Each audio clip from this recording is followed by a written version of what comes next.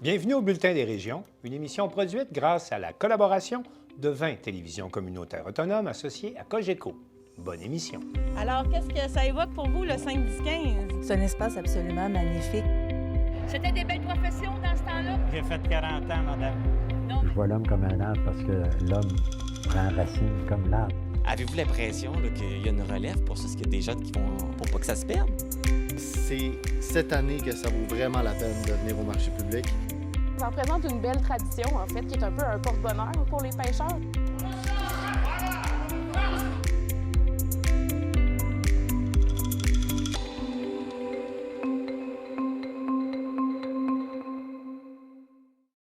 Encore une fois, cette semaine, on vous présente des reportages qui nous proviennent de partout au Québec. Au sommaire.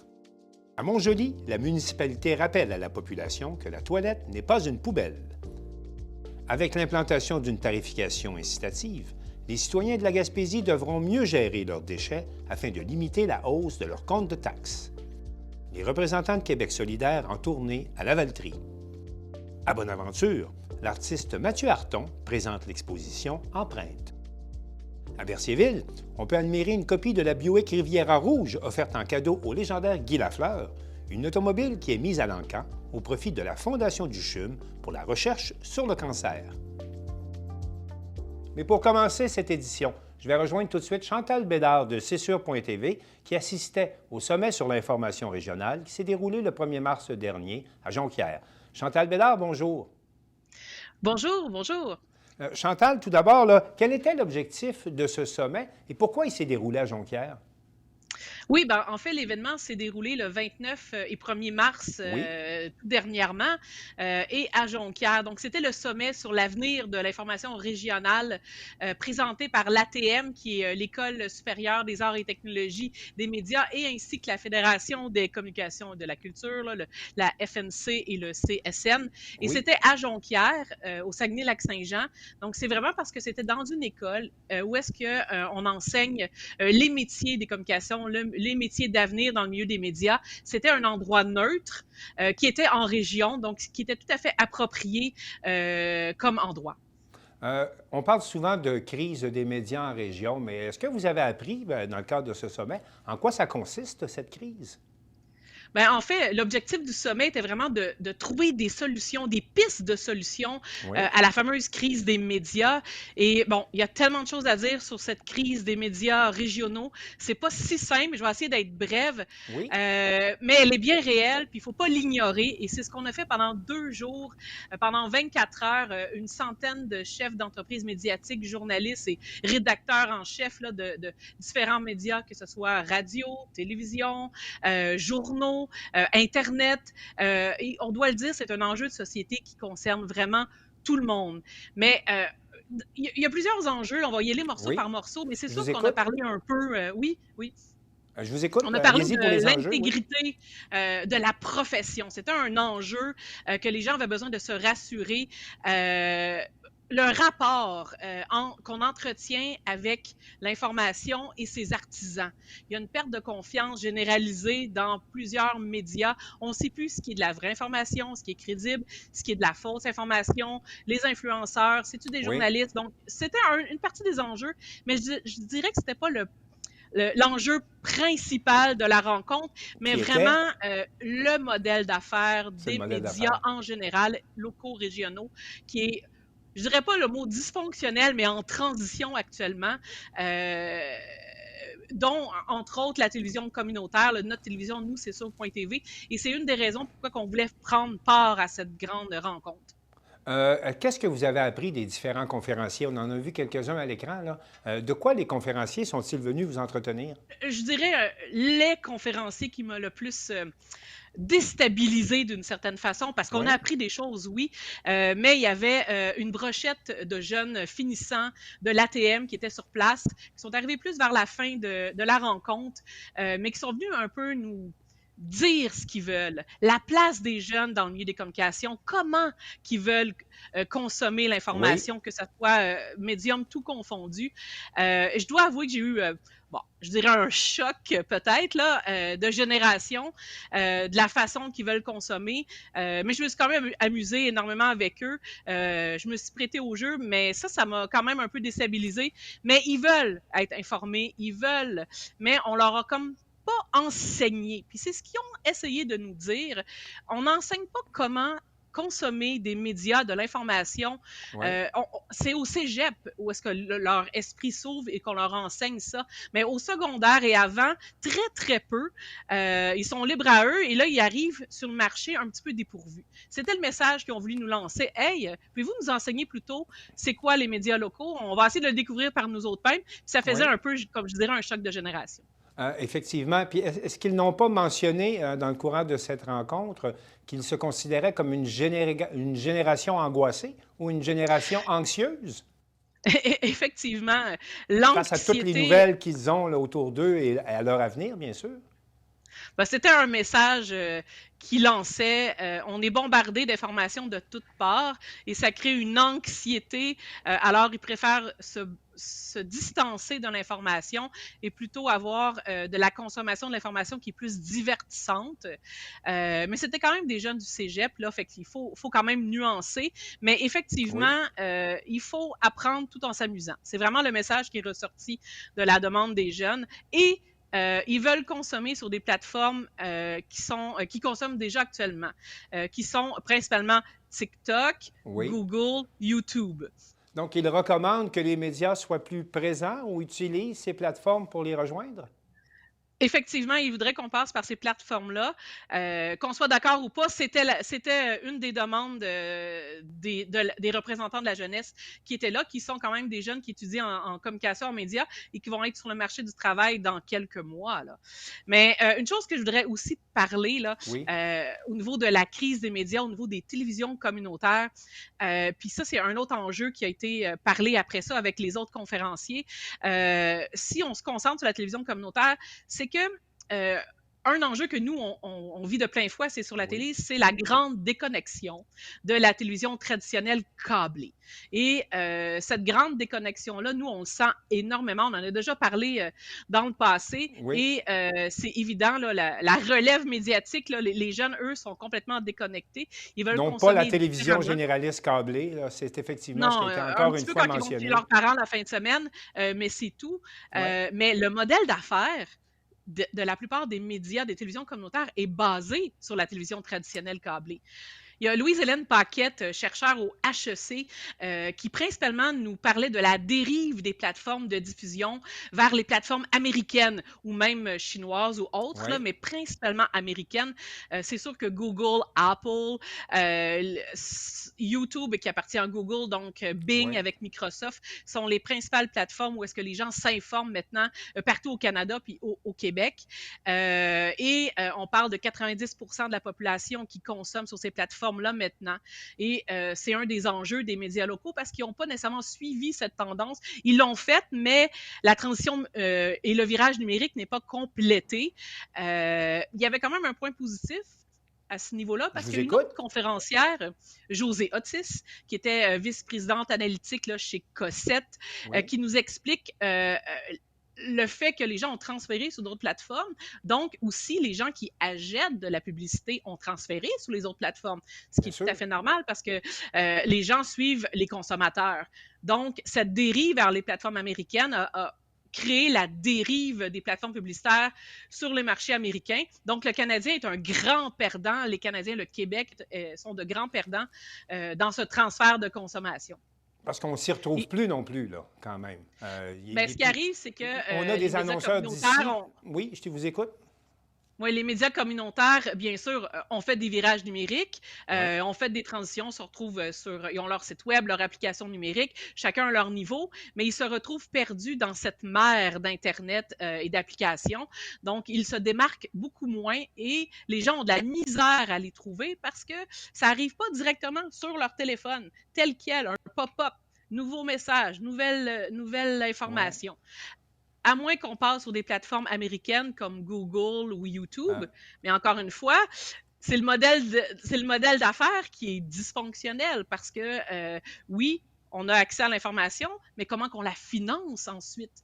Donc, c'était un gros travail de réflexion à ce niveau-là. On comprend bien que les médias ne jouent pas à armes égales avec les grands du numérique, mais la ministre du Patrimoine canadien était là, Mme Pascale Saint-Onge, et elle a fait une annonce, je crois, pendant le sommet, parce qu'à travers toutes ces difficultés, il y a quand même eu un peu de soleil pendant ce sommet sur l'avenir des médias.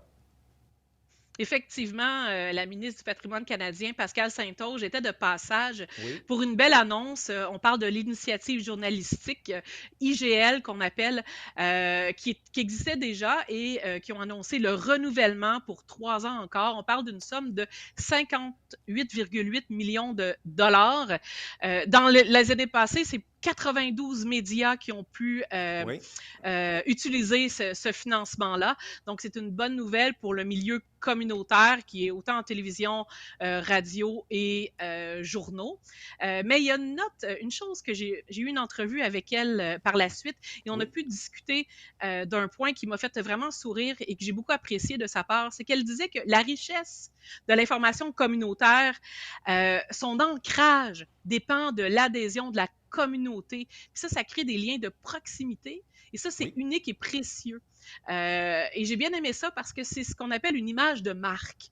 Et c'est un autre sujet qui a été discuté avec la conférencière, la conférencière de Cossette, qui disait que l'image de marque, c'est ce que tout le monde cherche, même les grands annonceurs.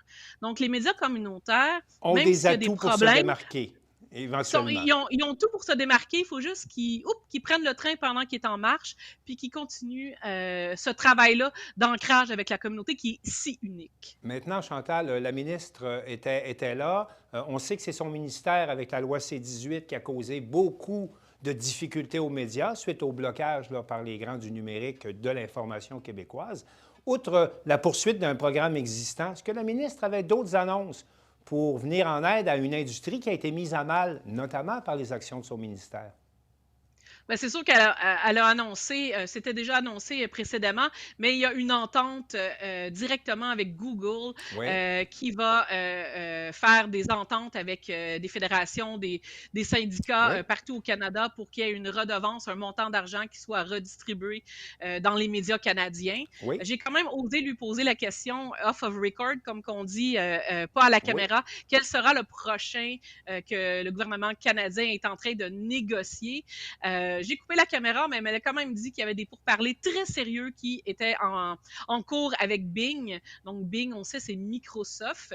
Donc, ça ne sera pas Meta, ça ne sera pas Facebook, mais Microsoft devrait avoir des bonnes nouvelles à ce sujet-là au cours des prochains mois, selon la ministre. En terminant, Chantal Bédard, on se pose toujours la question quand on participe à ces congrès-là ou à ces colloques, qu'est-ce que vous en retirez? Qu'est-ce que vous avez appris de votre participation à ce colloque à Jonquière?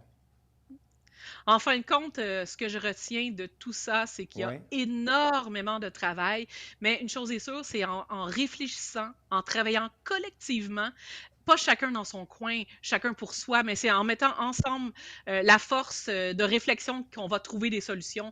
C'est ce qui en ressort et je crois que c'est la seule façon de s'en sortir. Puis on a eu la preuve au sommet parce qu'il y a quand même des belles choses, des belles idées et des belles inspirations qui ont été mises sur la table à ce moment-là. Au plaisir donc de travailler ensemble à nouveau, Chantal, et je vous remercie. Au plaisir. Merci beaucoup de l'invitation. Merci.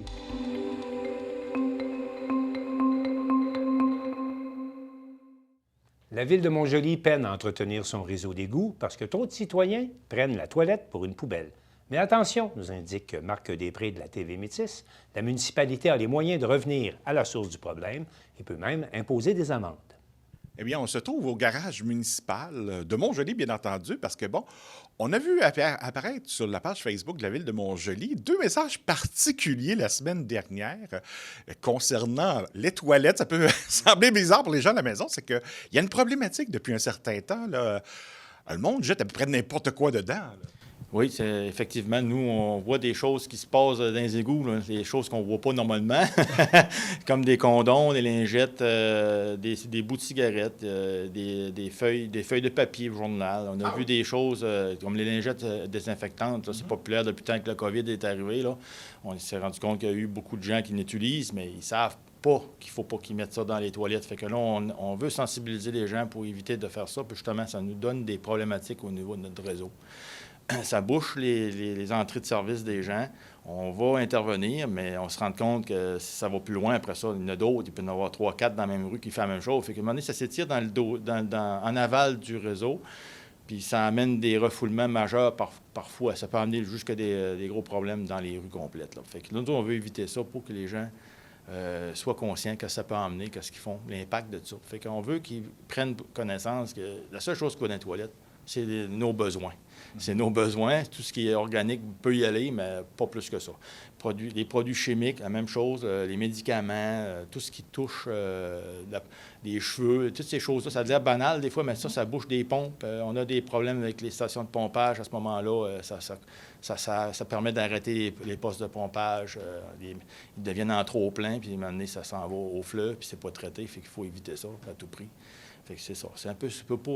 C'est pour permettre les gens de comprendre qu'est-ce qui touche là. C'est pas de mettre ça dans la toilette. C'est pas fait pour aller non plus mettre des bris alimentaires, ces choses-là. On veut mettre ça dans le compost. On veut juste que ça cesse parce qu'on est en train de courir après des endroits qu'on n'avait jamais vus avant. Fait qu'on essaie de faire de la sensibilisation directement sur certains citoyens où il y a une problématique particulière, on les avise. On les avise, mais si le problème se perdure dans le temps, on peut aller même chercher des amendes. Là. Fait que, on veut pas aller là, mais on veut que les gens comprennent qu'effectivement, c'est leur responsabilité d'éviter tout ça.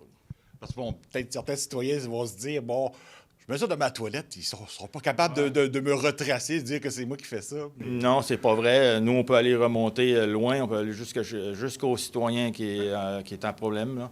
On va jusqu'à temps qu'on trouve. Là. En ce moment-là, on nettoie, on vérifie avec des caméras. On peut aller voir l'entrée d'eau directement par la rue. Sinon, on rentre par les clean-out des maisons pour aller voir. Et à ce moment-là, est-ce que c'est une problématique qui est récente ou on la remarque de plus en plus depuis un certain temps? Ça a toujours existé. C'est sûr qu'il y a dans une ville, c'est grand, il y a plusieurs gens. La plupart des gens ne font pas ça, mais ça dépend des endroits particuliers.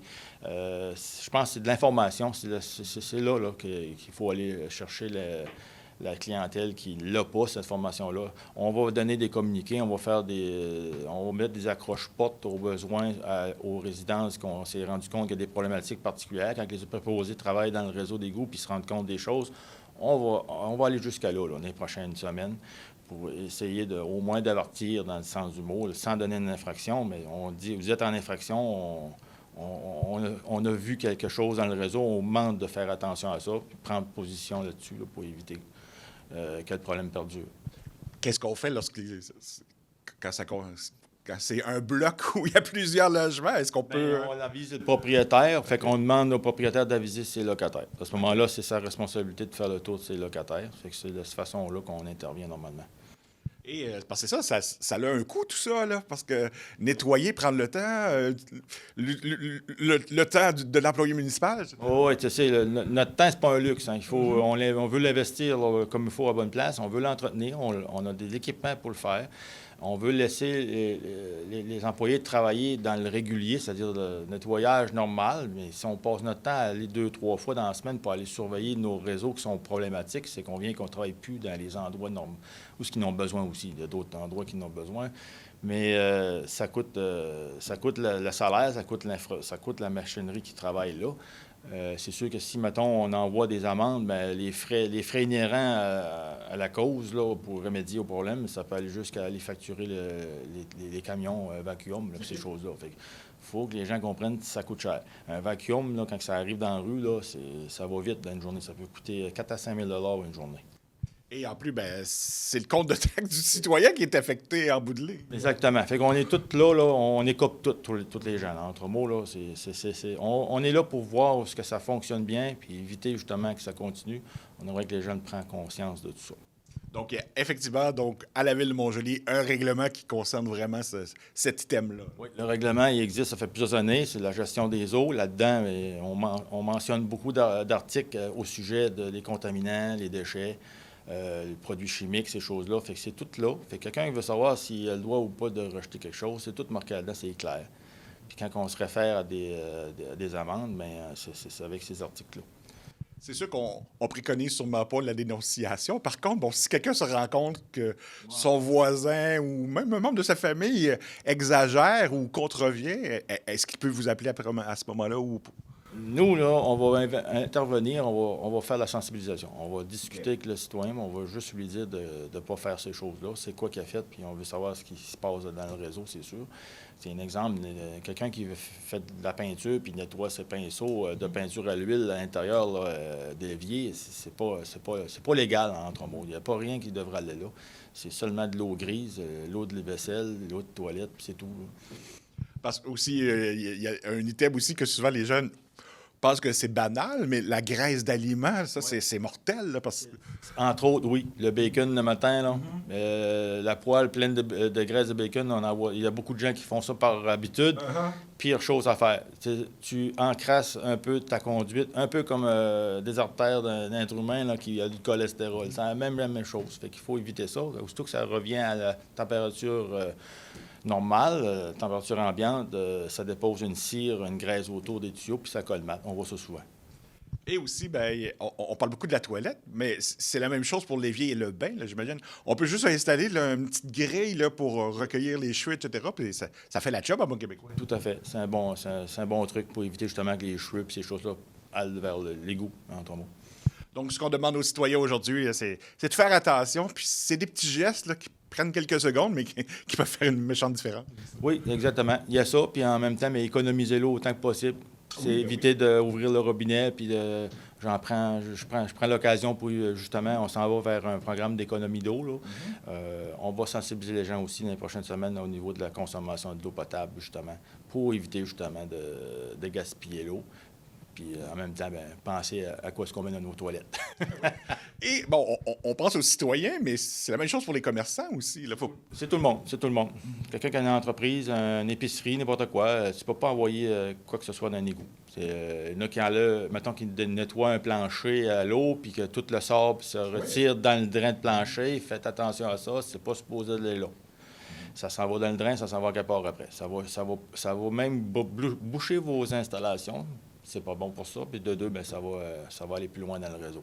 Donc, comme on dit, vaut mieux prévenir que guérir. Oui, c'est ça, tout à fait. Merci beaucoup. Merci beaucoup à vous, là.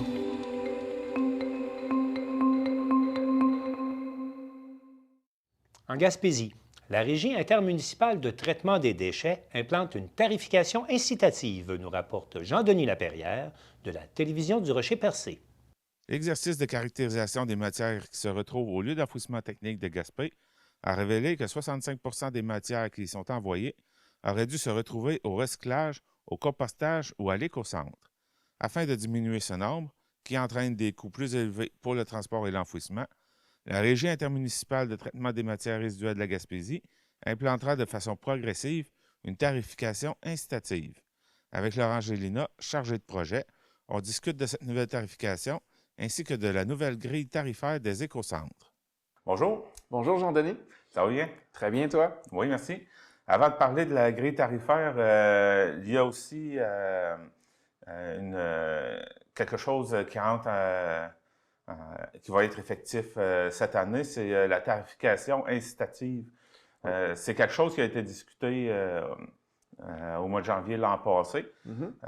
Parle-moi un peu de ça. Oui. Pourquoi on en est rendu à la tarification? Oui, bien, tout à fait. Bonne question. Donc, la tarification incitative, c'est un mode de tarification qui va remplacer la tarification actuelle pour la gestion de matières résiduelles. Donc, quand vous payez le compte de taxes, vous payez un montant pour l'eau, vous payez un montant pour les taxes en général, puis il y a un montant associé à la gestion de matières résiduelles. Donc, le montant associé à la gestion de matières résiduelles, pour l'instant, c'est le même pour tout le monde. Hein, tant que il y a un logement chez vous, bien, vous payez le même tarif pour tout le monde. Là, ce qu'on veut faire avec la tarification incitative, c'est d'avoir une tarification qui est modulable selon l'utilisation que vous faites de votre bac à déchets. Donc, plus vous sortez le bac à déchets souvent dans l'année, plus la taxation va être élevée. Donc, il va y avoir un tarif de base qui va inclure un certain nombre de levées. Puis, suivant ça, si vous dépassez ce nombre de levées de base, à ce moment-là, il va y avoir des frais supplémentaires pour chaque levée occasionnée. On parle seulement du bac vert. Oui. Est-ce que c'est déjà décidé le nombre de levées ou vous êtes en cours de décision pour savoir de quelle façon vous allez l'appliquer? C'est en cours de décision. Là, ce qui était prévu initialement, c'était 12 levées par année. Donc, en moyenne, une levée par mois de bac à déchets. Donc, si ça dépasse une levée par mois, là, à ce moment-là, il y a un tarif supplémentaire qui va s'ajouter. Cependant, c'est ça, il est question aussi que peut-être ce soit revu. L'idée, c'est d'avoir le même revenu global aussi là, avec les taxes que si on n'appliquait pas la tarification incitative. L'idée, c'est vraiment d'encourager les bons comportements. Donc, les gens qui font des efforts, qui font un bon tri, qui utilisent activement le bac de compost, le bac brun et le bac bleu pour le recyclage, ces gens-là, on souhaite les encourager. Donc, si vous utilisez le bac brun et le bac bleu, forcément, vous allez réduire la quantité de matière que vous allez émettre au bac à déchets. Donc, vous allez pouvoir réduire le nombre de levées aussi du bac à déchets. Donc, c'est ce comportement-là qu'on souhaite encourager par la tarification incitative. Là, qu'est-ce qui était prévu? On souhaitait l'implanter dès cette année, donc dès janvier 2024. Cependant, pour des problèmes techniques, on ne peut pas l'implanter tout de suite, donc c'est reporté d'1 an. Donc là, cette année, on vous rappelle que c'est toujours en cours, la tarification incitative, ça s'en vient. C'est ça, ça va être un mode de tarification qui va remplacer le mode actuel. Cependant, c'est ça, ça ne se fera pas cette année comme prévu, mais ça va se faire l'an prochain. Donc, ce qu'on suggère aux citoyens pour l'année 2024, donc l'année en cours, c'est de faire attention, de faire le meilleur tri possible, de vous mettre au compostage si ce n'est pas déjà fait, d'utiliser activement, puis à l'année longue, le bac brun, puis d'utiliser le bac bleu aussi, là, ça va de soi. Puis donc, pour faire attention, parce que les données de cette année, donc le nombre de levées de bac à déchets qui sont enregistrées à votre adresse actuellement, ça va compter pour la tarification l'an prochain. Donc les données sont déjà cumulées actuellement, puis ça va servir pour la taxation l'an prochain. En ce moment, vous l'avez dit, ça passe sur le compte de taxe municipale. Oui. Cette tarification-là, comment elle va être... Ça devrait aussi passer par le compte de taxe. Donc, ça va remplacer le mode actuel. Donc, sur le compte de taxe, ultimement, ce que vous allez voir sur le compte de taxe, vous allez voir le tarif un petit peu détaillé, ventilé pour tous les services. Puis pour la gestion de matières résiduelles, au lieu d'être un montant fixe, ça va être ventilé. Il va y avoir le tarif de base, puis il va y avoir des frais en extra si applicable dans votre cas. Donc, si vous avez dépassé, disons, 12 levées de bac à déchets durant l'année, vous allez voir figurer sur votre compte de taxe un montant attribué à ça. Est-ce que cet extra-là, est-ce qu'il va être appliqué, admettons, vous allez commencer la tarification en 2025, que vous avez dit, est-ce que ça va être appliqué pour le compte de taxe 2026 ou vous parliez que, vous allez déjà compter le nombre de levées, ce qu'on va avoir fait pour 2024 plutôt, oui, va être ajouté au compte de taxe 2025? C'est probable. C'est vers ça qu'on tend pour l'instant. Donc, on souhaite que ce soit implanté sur le compte de taxe en 2025.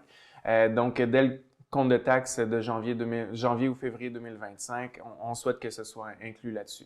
Donc, pour l'instant, c'est ça. On souhaite aussi, ce que j'ai pas mentionné, on souhaite encourager les bons comportements. Donc, les gens qui participent activement aussi au compost, au recyclage, ils pourraient voir aussi leur compte de taxe diminuer un peu. Donc, on cherche à encourager les bons comportements en offrant une petite économie sur le compte de taxe. On cherche aussi à pénaliser ceux qui font pas d'efforts, qui compostent pas, qui recyclent pas, qui ont 2 bacs à déchets. C'est ces gens-là qu'on veut punir d'une certaine manière. Donc, on souhaite encourager d'un côté les gens qui ont des bons comportements, puis de l'autre côté, essayer de punir par la taxation ceux qui font pas l'utilisation du bac brun, par exemple.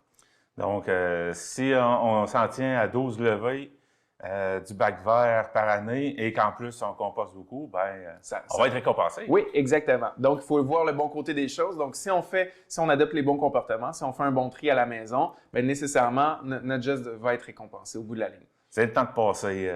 C'est le temps de se dompter un ouais, peu. c'est Oui, c'est ça. Exactement. on va passer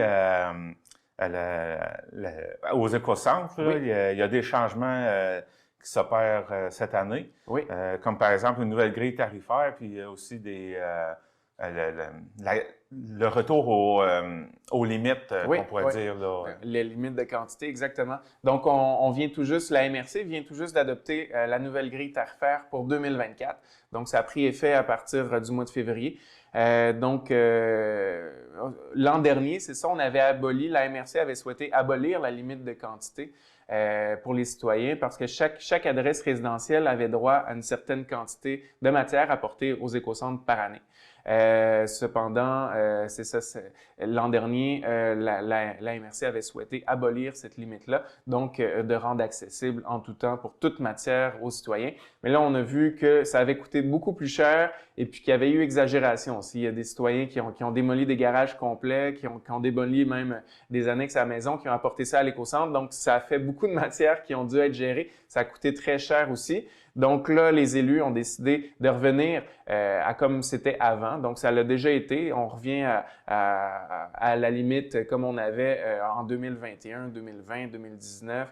Donc, la limite du 150 pieds cubes. Donc, chaque citoyen, chaque adresse résidentielle a droit à 150 pieds cubes de matière apportée à l'écocentre. Là, les matières, ça inclut seulement les matières qui ont des frais rattachés, comme tout ce qui est résidus de construction, comme le bois, le bardeau d'asphalte, le Gyproc, les résidus non valorisables aussi qui sont acheminés au conteneur à déchets. Toutes ces matières-là sont incluses dans 150 pieds cubes. Mais ce qu'on souhaite aussi que les gens comprennent, c'est qu'il y a plein de matières qui sont acceptées gratuitement en tout temps à l'écocentre, sans limite de quantité. Si vous avez, par exemple, des divans, des encombrants, laveuses, frigo, toutes ces matières-là, de la peinture, des néons, toutes ces matières-là sont acceptées sans frais en tout temps à l'écocentre. Donc, ça rentre même pas dans le 150 pieds cubes. Donc, les gens ont quand même beaucoup de matières qu'ils peuvent accepter, qu'ils peuvent apporter sans frais à l'écocentre. Donc, ce qui est le 150 pieds cubes, c'est vraiment seulement les matières de construction. Oui, exactement. Matières de construction puis les résidus non valorisables. Mais c'est ça, tout ce qui est, toutes les matières auxquelles on peut, qui sont recyclées, qui sont valorisées, c'est en dehors finalement de ce qui est chargé. Donc, il y a plusieurs matières qui sont sans frais. C'est pour ça qu'on s'étonne toujours aussi de voir, hein, je pense qu'on a déjà tous vu ça, des dépôts sauvages. Dépôts sauvages, il y en a toujours eu, hein, tout le monde a déjà vu un vieux frigo ou une vieux contenant, vieux bidon de peinture dans le bois. Donc, toutes ces matières-là, les matelas, les frigos, toutes ces matières-là sont acceptées sans frais, sans limite de quantité à l'écocentre. Donc, il n'y a pas de manière, pas de justification à faire des dépôts sauvages. Donc, ces matières-là peuvent être apportées sans frais, sans limite de quantité à l'écocentre. Ça fait le tour pour la tarification incitative et l'écocentre. Laurent Gélina, merci beaucoup pour votre passage en studio. Bien, merci à vous pour l'accueil.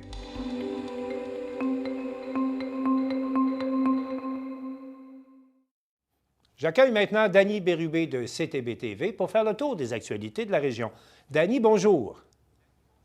Bonjour, Martin. Danny, tout d'abord, abordons la question de la tournée de Québec solidaire qu'ils étaient dans la Naudière à Lavellerie dans le courant de la semaine dernière. Comment ça s'est passé, Danny? Effectivement, tu as bien raison, puis ça s'est très bien passé, soit dit en passant. C'est un début pour cette fameuse tournée des régions. Et ça a débuté ici du côté de Lavaltrie, où on recevait Mme Ruba Gazal, qui est députée de Mercier à Montréal. Elle était accompagnée de la porte-parole de Québec solidaire, Mme Émilise Lessard-Terrien. Il faut savoir, Martin, qu'ils font 2 tournées en même temps. Depuis l'automne dernier, bien, ils se promènent un peu partout au Québec parce qu'ils veulent écouter, ils veulent entendre ce que les gens des différentes régions ont comme préoccupation. Alors, étant donné qu'on se promène et qu'on veut écouter ce que les gens ont à dire, autant au niveau de l'agriculture, l'environnement, le coût de la vie, les gens du milieu des affaires, la culture, on va même jusqu'aux maires et aux mairesses. Et on va jusqu'à leur demander ce qu'ils n'aiment pas à propos de Québec solidaire. comment ils peuvent s'améliorer. Tous les députés mettent la main à pâte dans cette tournée partout au Québec. Bien sûr, on le sait, c'est pour se préparer pour les prochaines campagnes électorales. La deuxième tournée, qui se fait en même temps, eh bien, c'est la campagne du Nouveau-Québec. On veut parler du projet de l'indépendance. Madame Émilise Lessard-Thériet a demandé à chacun des députés d'être porte-parole d'une ou deux régions. Dans le cas de Mme Gazal, eh bien, elle est porte-parole pour la Mauricie et le lac Saint-Jean. Pour la Naudière, c'est M. Étienne Grandmont, qui est député de Tachereau à Québec et qui va éventuellement venir faire un petit tour ici dans cette belle région. Pourquoi c'était Mme Gazal le 2 mars dernier? Bien, c'est parce qu'elle nous a dit que c'était la seule qui était disponible pour l'ouverture de cette tournée ici dans la région. Ce qui est intéressant, c'est que lors de cette soirée-là, eh bien, l'ouverture a été faite par nul autre que Amir Kadir. Qui a été un des Amir premiers Kadir co-chefs, là. Oui. Oui, effectivement. Amir Kadir, hein? On s'en souvient, il était député de Mercier, justement. Bon, bien lui, il travaille ici à l'hôpital Le Gardeur, dans la Naudière. Et donc, c'est pour ça qu'il se sent un petit peu concerné concernant cette tournée ici dans la région. Bon, naturellement, lors de la soirée, on a parlé de l'indépendance et aussi d'un nouveau site Internet qui s'appelle nouveauquebec.info. Ça nous renseigne, ça, au sujet de l'indépendance et ça nous explique tout ce qu'on doit savoir sur l'indépendance et pourquoi on veut cette indépendance-là au Québec. Danny, vous me permettrez de vous interrompre là-dessus? Danny, vous me permettrez de vous interrompre? Oui. Est-ce que c'est pas un peu nouveau que Québec solidaire mette de l'avant comme ça la souveraineté du Québec? On les savait souverainistes, mais là, on dirait qu'on pousse ça en avant du programme là, avec un nouveau site comme celui-là. Écoute, Martin, je ne peux pas m'avancer, là, mais je trouve ça un petit peu particulier, moi aussi. Mais on nous dit que c'est là depuis le début de Québec solidaire. Je ne pourrais pas répondre exactement à ça, mais moi aussi, je suis comme toi, je trouve ça un petit peu bizarre que ça revienne comme ça au top de la liste. Mais Danny, vous avez eu l'occasion quand même de leur poser des questions là-dessus. Là. Je vous écoute. Oui, effectivement, j'ai posé certaines questions à Mme Gazal parce que j'ai eu le plaisir de l'avoir en entrevue via l'Internet. Et je lui ai demandé comme ça, j'ai dit, pourquoi que les jeunes, parce que ce qu'ils essayent de faire, c'est d'aller chercher les jeunes, hein? Parce que, bon, il y a déjà beaucoup de partisans pour indépendantistes, mais on essaie d'aller chercher les jeunes parce que les jeunes en 1995 n'étaient pas là. Alors, j'ai dit, pourquoi que les jeunes, et autant les plus vieux, qu'on voterait plus pour Québec solidaire que de voter pour le Parti québécois, qui eux aussi prônent l'indépendance. Alors, elle m'a répondu que, bon, n'essayez pas d'aller chercher déjà les gens qui sont indépendantistes. Ça, ils sont déjà là. Puis en ce moment, le pourcentage d'indépendantistes au Québec est de 34 %. Alors, ce qu'on veut, c'est aller chercher les jeunes de plus pour augmenter, justement, le nombre d'indépendantistes au Québec. C'est peut-être pas fou comme idée. Par la suite, je lui ai posé une question assez délicate.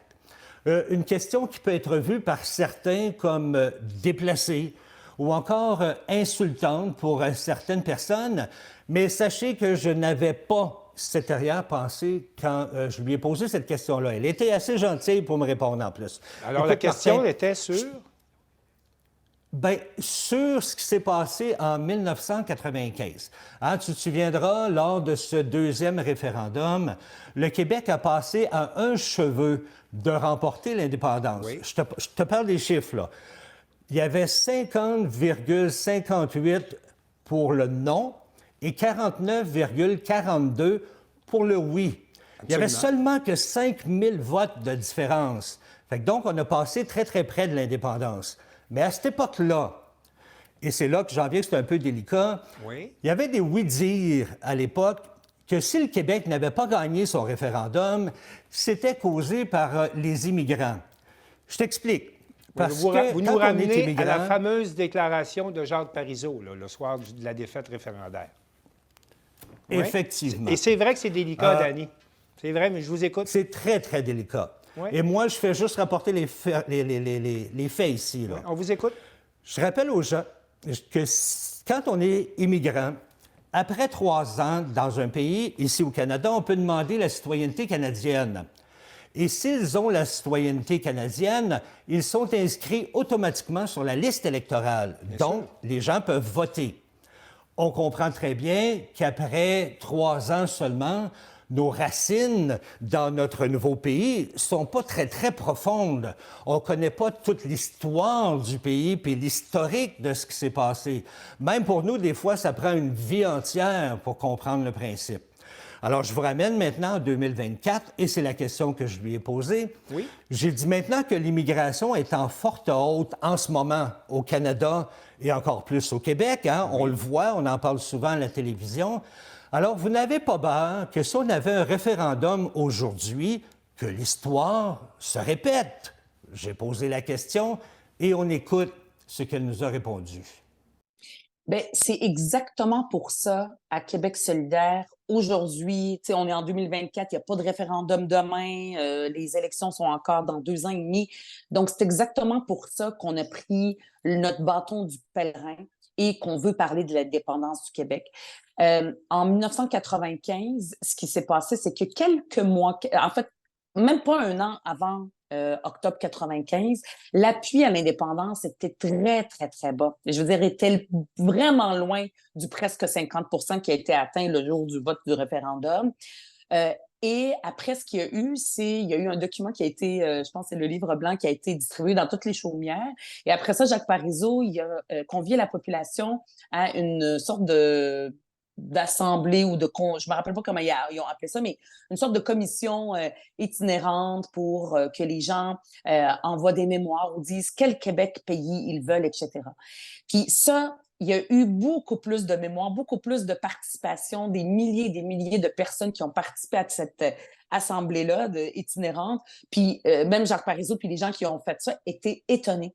Puis ces discussions-là, ces débats-là, ces questionnements-là, cette soif de participer à ce projet de pays du peuple, hein, ça appartient pas à un parti politique, l'indépendance d'un peuple partout à travers la planète, c'est pas un parti, c'est la question d'une nation, d'un peuple. Et à ce moment-là, on a vu l'appui augmenter parce que la population a pu participer. Mais ça a duré une courte période de temps. Imaginez si ça avait été beaucoup plus longtemps, si ce bâton du pèlerin a été pris bien avant. Donc, c'est ça qu'on est en train de faire aujourd'hui. Dany, un dernier commentaire là-dessus? Oui, comme on a pu l'entendre dans l'extrait, eh bien, c'est ce que le Parti Québec solidaire est en train de faire présentement. C'est de mettre la table, de préparer les gens à une indépendance au Québec. Et selon Mme Gazal, bien, plus on en parlera, plus il y aura d'adeptes au séparatisme. Merci pour cette première nouvelle, Dany. On va tout de suite enchaîner avec une deuxième nouvelle. Il y a quelque chose de vraiment innovateur de ce côté-là. Il y a une entreprise qui lance un nouveau projet, une entreprise dans le domaine de l'horticulture qui lance un nouveau projet et qui cherche des participants. Je vous écoute. Cette entreprise-là, qui se nomme les Jardins de l'Écoumène, est en fonction depuis 24 ans, ici à Saint-Damien, tout près de Saint-Gabriel. C'est une entreprise qui fait la production de semences biologiques pour les jardiniers. Elle est très, très connue et appréciée des gens de partout au Québec.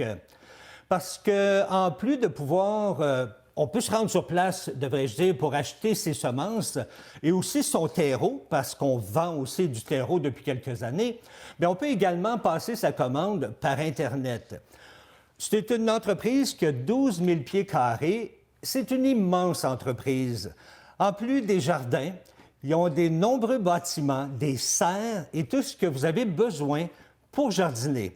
Alors, après 24 ans d'existence, ils ont décidé d'innover en démarrant un nouveau projet. Ils sont donc à la recherche de 15 personnes pour participer à un projet d'accompagnement. De quoi s'agit-il exactement?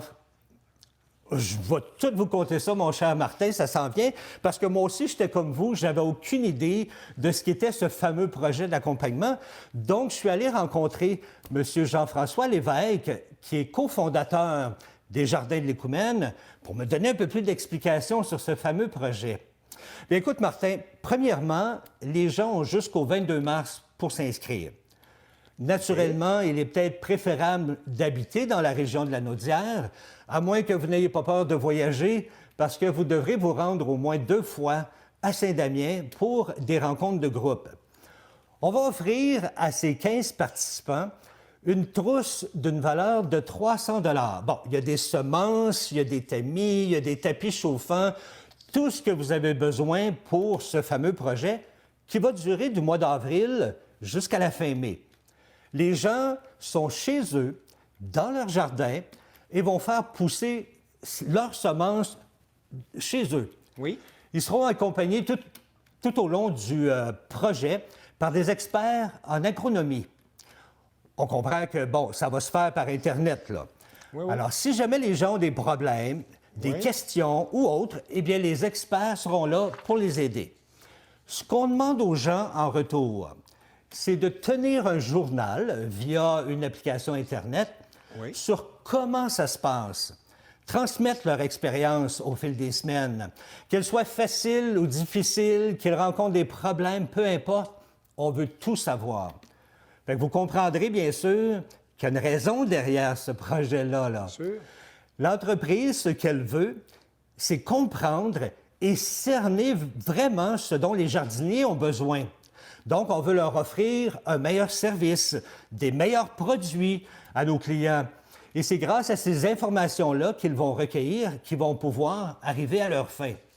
Je trouve que c'est un projet qui est très intéressant, autant pour les jardiniers que pour les experts, et aussi pour cette entreprise-là. Alors, sachez, je dois vous le dire en passant, là, qu'on ne fait pas juste du jardinage là, dans ce projet-là. Là. On s'amuse aussi. Là, parce que les gens vont avoir droit à des... Oui, qu'est-ce qu'il y a comme activité? Ils vont se rencontrer. Oui, OK. Je vous écoute. Premièrement, Martin, ils vont se rencontrer. OK.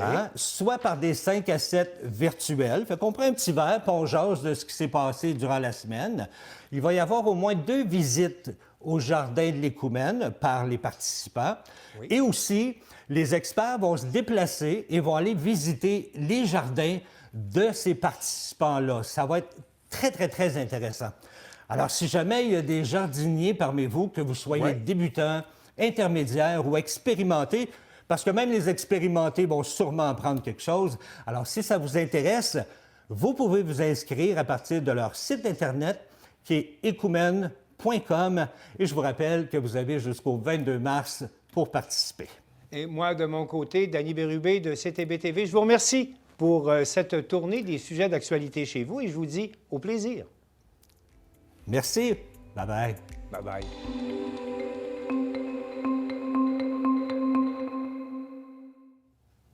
L'exposition Empreinte se déroule jusqu'au 30 avril prochain à la Bibliothèque de Bonaventure.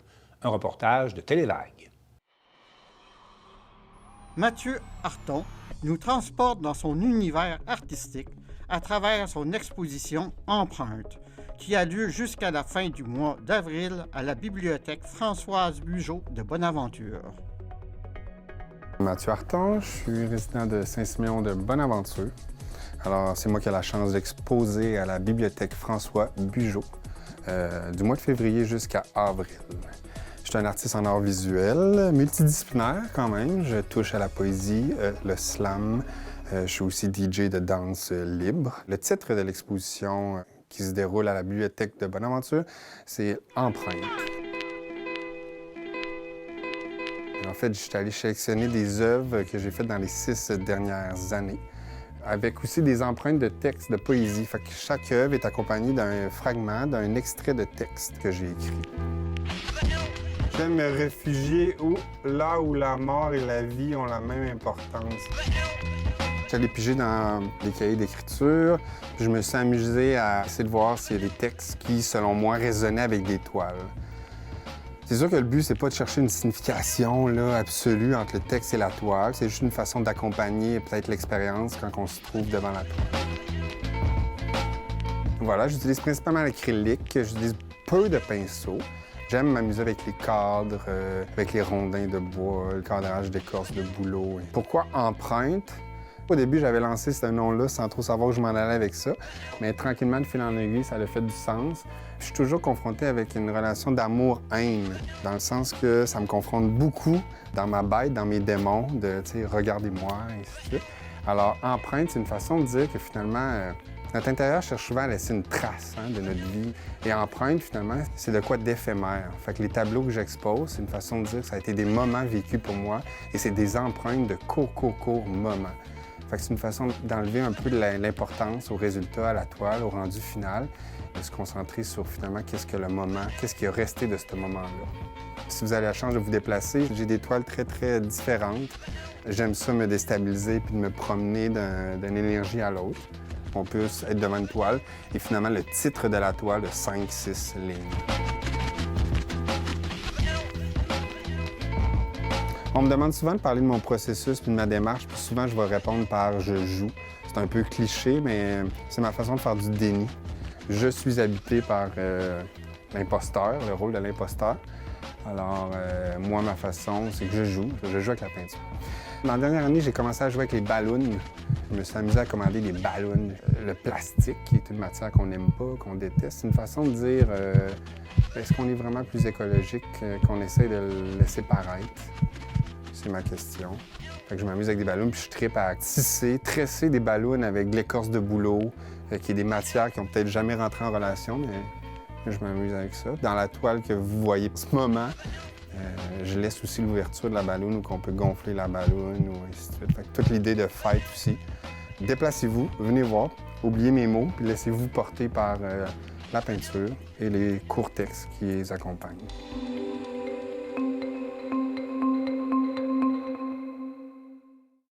Daniel Yvon de CTRB s'est rendu chez le concessionnaire Buick de Berthierville, là où est exposée la Buick Riviera Rouge, qui avait été offerte en cadeau au légendaire Guy Lafleur et qui fait l'objet d'un tirage au profit de la Fondation du CHUM pour la recherche sur le cancer. Bonjour, M. Grenon, comment allez-vous? Bonjour, ça va très bien, merci. Vous êtes en train de réfléchir dans votre auto si Guy sera à côté de vous en train de conduire? Exactement. On est avec une auto spéciale. Oui. Vous avez caressé un rêve, on pourrait dire, de reconstruire une auto que Guy Lafleur avait eue en cadeau. En 1971. C'est en l'honneur de quoi? Bien, disons qu'il avait déjà signé avec les Canadiens de Montréal. Oui. Et donc, il jouait ses dernières parties avec les Remparts. Je crois que c'est la dernière partie de la Coupe du Président. OK. Et avant la partie, on dit au micro, bon, ben ce soir, c'est une soirée spéciale en l'honneur de M. Lafleur, qui va nous quitter bientôt. Donc, on lui remet un petit cadeau. C'était un beau cadeau, ce genre de véhicule-là. Ben oui, même à cette période-là, c'était quelque chose. Ben, c'était une des voitures les plus dispendieuses dans le GM. C'était vraiment la voiture la plus unique dans le GM avec la Corvette. Et ils ont ouvert, quand elle était présentée au public et à Guy, ils ont ouvert les portes pour la Zamboni Ride et ils ont sorti la voiture, l'ont emmenée sur la glace, puis ils ont donné la voiture en cadeau avec la plaque qu'il avait fait faire, avec son numéro de chandail. C'est spécial qu'il avait réussi à faire ça, parce qu'à l'époque, des plaques personnalisées, Ça n'existait pas beaucoup. Il n'y en avait pas, non. Il y avait beaucoup d'impact. Cette auto-là, c'est une réplique parce que l'auto originale n'existe plus. C'est ça qu'on comprend. Non, c'est ça. Mais de retrouver ce modèle-là, c'est quand même une recherche. Là. On ne trouve pas ça à tous les coins de rue, ce véhicule-là. Disons qu'ici, au Québec, c'est très rare. Oui. C'est un modèle qui est très rare. Et la plupart ont été travaillés au niveau de la carrosserie parce que ça rouillait à l'œil dans ces années-là. Et l'idéal, c'est de s'en procurer une aux États-Unis. Là. OK. On en a pris, en fin de compte, 4 voitures pour réaliser celle-là. Quand j'ai commencé à réaliser ce projet-là, je devais reproduire la voiture des Good Girls, qui était un groupe de musique rock des années 70. J'étais parti pour le faire, puis tout d'un coup, j'ai appris que Guy Lafleur avait eu cette voiture-là, de cette couleur-là et tout ça. J'ai dit, on va oublier le projet des Good Girls, puis on va reproduire la voiture de Guy. Et c'est comme ça que le projet s'est entamé.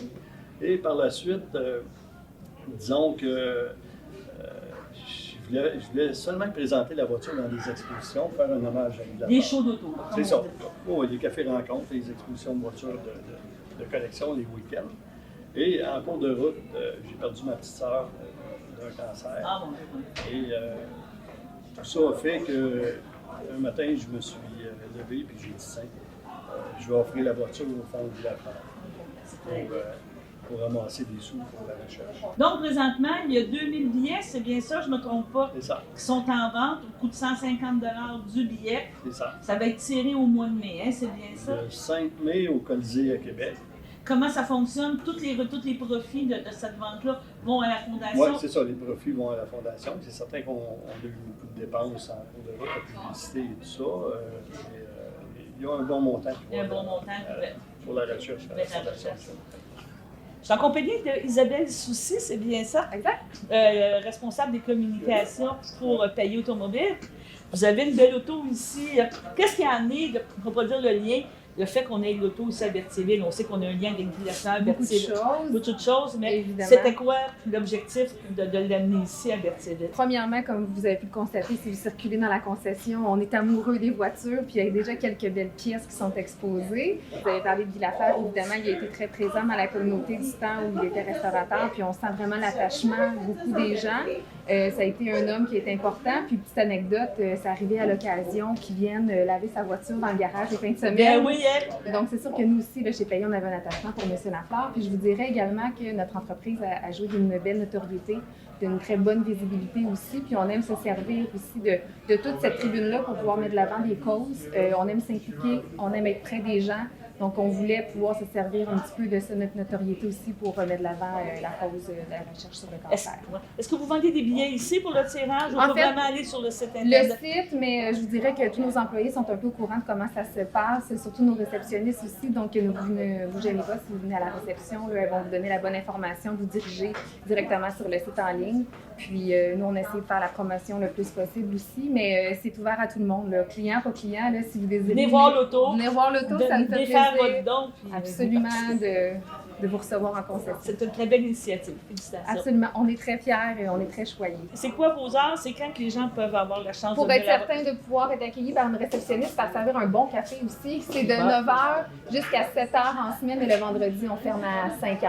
Un peu plus tôt. Et donc, vous invitez les gens à venir prendre une pause café, comment ça fait beau. Tout à fait. Les faire venir voir ici, puis venir voir l'auto. Oui, tout le monde ici est très sympathique, comme vous pouvez le constater. Pas de problème, mais je te remercie, Isabelle. Plaisir.